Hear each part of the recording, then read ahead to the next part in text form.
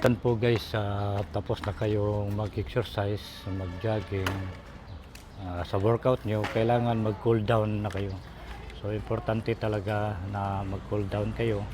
Gamitin nyo pang cool down yung static cool down. So yun yung stretching para pag-relax na sa mga joint muscle nyo at relax na yung katawan nyo. You can hold 30 to 60 seconds. Mas maganda na yung makarelax na kasi yung katawan nyo. So dapat malaman nyo na before kayo mag exercise, dapat mag dynamic warm up kayo, then after yung static cool down.